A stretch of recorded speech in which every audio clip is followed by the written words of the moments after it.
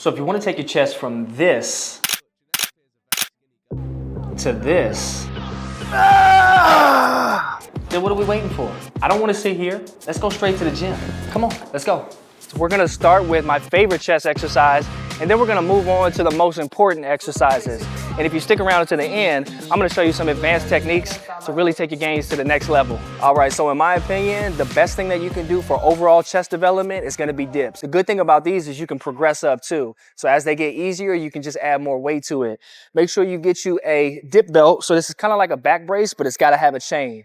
So for the demonstration, just to show you how you hit your chest primarily on this and take the triceps out as much as possible, I'm gonna show you guys how I do it. Let's throw a little bit of weight on. I like to hook it onto the top part of the actual plate here and then hook it onto the side. Now, as you're coming up, make sure you don't bust your knees up and stuff, man. That's not fun. I've done that before. If you can see that, got myself pretty good, man.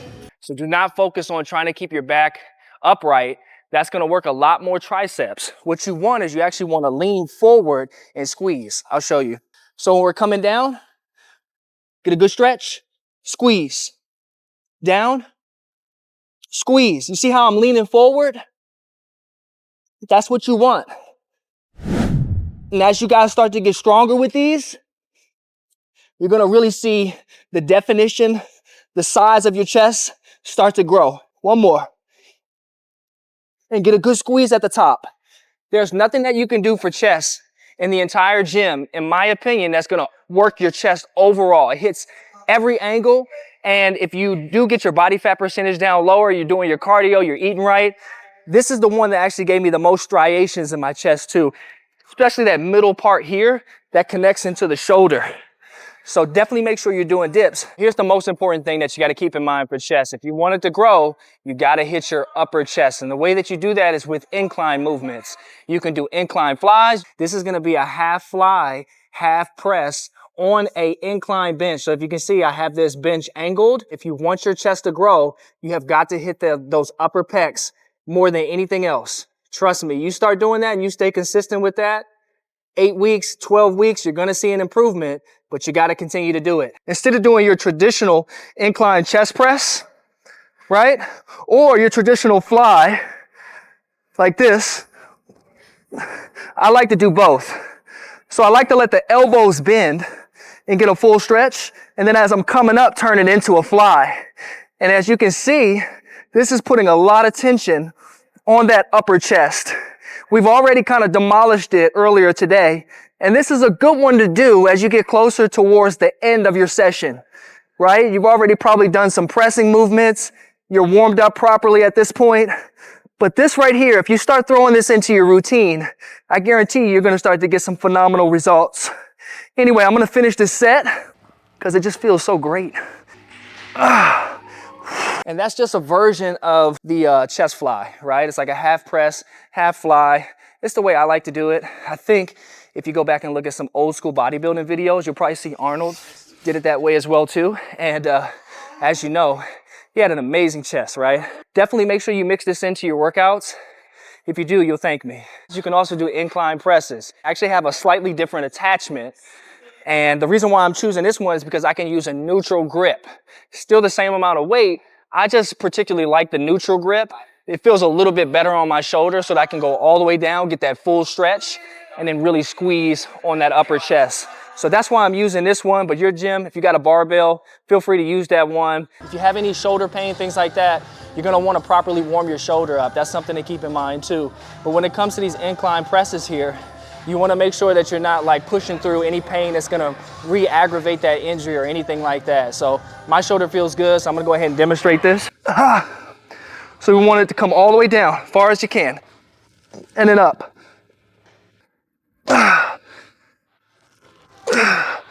All right. Now you'll notice too, especially the stronger that you get, you don't have to always lock out. So if I'm benching, I want that full stretch, but I don't have to push it all the way up so that my elbows are completely locked out. I actually want to keep that tension on my chest because that's what we want. We want that muscle to grow, so we got to concentrate on it, and that's what you want. If you are somebody who has a smaller frame and you're trying to put some size on, it's not going to really matter if you're not eating. You also need to be in a caloric surplus, which means you need to eat more than your maintenance calories. So Google that, put in your height and weight, find out where your maintenance is and start eating above that. And make sure if you really want to get those pumps and that muscle to grow, what I've found, there's nothing that's going to help it grow like carbs. So don't be afraid to up your carbs. Try to get them from good quality sources, sweet potatoes, oatmeal, regular potatoes, rice, quinoa, all of that stuff. But every now and then if you need to add some sugar, some honey, different things like that, it's only going to help you grow. When you're cutting though, you want to lower those carbs. All right, let's talk about how often you should train chest for maximum results. In my opinion, I think twice a week is that sweet spot. If you're only doing it once a week, I really don't think you're going to get the gains that you could. Twice a week is perfect. Anything beyond that, in my opinion, may just be a little too much because you do want to allow your body about 72 hours rest in between chest. There's some certain muscle groups like shoulders and arms where I can do every 2 days. But when it comes to chest, legs, and back, those bigger muscle groups like that, I definitely want to make sure I give myself at least 72 hours in between before I hit it again. All right, so if you don't have the barbell, or if that's just not your thing and you want to do something different, you can go onto a machine incline press. This right here is the hammer strength, so you actually have to put your free weights on. Some gyms, it may just be the machine with the drag and drop with the pin. Either way, it's still gonna hit that upper chest for you. If you come with more of a closer grip, you're gonna activate a lot of triceps, and then the squeeze at the end is gonna work a little bit more of that inner chest, slightly. Now, if you take more of a wider grip, obviously you're gonna get a little bit more stretch here on the outer portion of the pecs. That's typically what I like. However, if you do have shoulder pain, injuries with the rotator cuffs, things like that, the closer grip is probably going to give you a little bit more comfort. You don't want to just try to get the weight up by any means. If it's too heavy and you can't squeeze and control the reps, just drop the weight down. Let the ego go. Trust me, you'll build that strength back up. You'll be strong in no time and you'll be doing more weight than you did before. But when you do it, you'll be doing it with the proper technique. Technique over everything, in my opinion. Until you get to the end of your set, it's okay to squeeze out a few partials, or if you're going to failure, obviously you're not gonna be able to get full reps at that point. I've got a couple plates on here. Let me show you guys how I do it. Squeezing, just like we did on the barbell. Squeeze right there. I don't wanna lock out because I don't really wanna use the triceps as much. I wanna keep that tension on my chest. Just like that, if that makes sense. There we go. Full stretch, right there. Full stretch. About right there. That right there is gonna be the key for you guys. So one thing to keep in mind is if you've been working out for quite some time and you do a lot of pressing movements, your shoulders are probably hunching forward a little bit, right? All of us can use a little bit of better posture. Now I'll talk to you about that on a different video because that's gonna have to do with a lot of rear delts and back. But at the same time, it's very important. You cannot neglect that upper chest. A lot of the movements that we do, push-ups, flat bench press, all of that is not really hitting the upper chest like you would want to. So we don't have that additional growth in the top portion of the pecs. And without that, your chest is not gonna look jack stacked and succulent. It's not gonna be juicy how you want it to be if you don't do that. So make sure you guys are hitting incline presses. But let's move on because there's one final thing that you just have to do. You cannot say chest day is complete without some version of the pec deck, okay? Or flies. So if you like cable crossovers, you're more than welcome to do those. I do a lot of those, but this right here is my bread and butter. With these, I like to position this where I get a full stretch, guys. So I'm going back a little bit further than most people normally would because I really want to put that tension on my chest, but I never do these without at least warming up my shoulders first. So like I said, if you have any shoulder pain, rotator cuff injuries, things like that, you may want to position this where it's a little bit less of a stretch for you. You can still get an effective chest workout either way, but be smart. Nothing is going to get the blood flowing into that chest like flies, in my opinion, especially if you got a really good stretch on there. So you want to let it go all the way back, slight bend in the elbow, and then you want to squeeze. Some people kind of think about it like this. So we want to let it stretch just naturally as the arms want to stretch, and then we want to kind of wrap around like we're hugging a tree. That's going to really activate the chest. This is going to work your entire chest. And like I said, chest day is not complete without flies. You can do cable crossovers. You can do them on a machine like this at your gym. I'm sure you got at least one like this. Now, I said if you stick around to the end of the video, we'll talk about some advanced techniques. One thing that you can do, especially with these, on your next chest day, if you're the type of person that warms up and then goes straight into your pressing movements, you're missing out on a little bit of gains because that can work for a time. But keep in mind, you got to switch things up, right? If it's working, keep doing it. But if not, if you're like, man, I really want to grow my chest, I'm not getting the results that I wanted to, you got to try different things. So what I would suggest to do is to actually start your workout with these flies.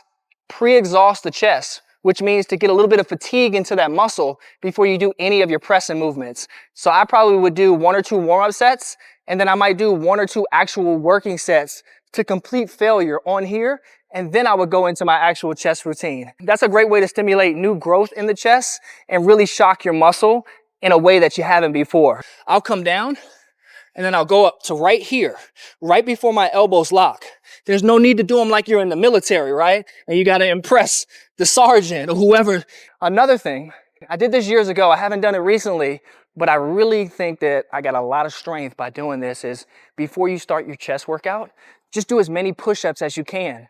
Right at the beginning of your workout, just drop down and do a set of 30 push-ups if you can do 30, 50 if you can do 50. I got to the point where I was doing anywhere from 80 to 100 in one set, and I wasn't locking out. So it's the same thing with push-ups, right? You're gonna get shredded for summer, so if you are looking to burn fat and get in the best shape of your life, make sure you subscribe, share it with somebody else, help somebody else out. Look, I'm telling you right now, when you achieve your goals, you want to share it with the world and you want to help as many people as you possibly can. And that's what we're about here. But until next time, we get in this gym therapy every day. And I would really just bust out a bunch of push-ups just to pre-exhaust that chest at the beginning of your workout. And that'll take your gains to the next level. All right, if you got any value out of this, make sure you like, share, subscribe, but most importantly, share this. Later this week, we're gonna do the same style with back and with shoulders. And then after that, starting next week, I'm gonna start my cut. I've already done a 125-day bulk that you can find all those videos on my YouTube channel. You can go back and watch every single day. We're gonna get shredded for summer. So if you are looking to burn fat and get in the best shape of your life, make sure you subscribe, share it with somebody else, help somebody else out. Look, I'm telling you right now, when you achieve your goals, you want to share it with the world and you want to help as many people as you possibly can. And that's what we're about here. But until next time, we get in this gym therapy every day.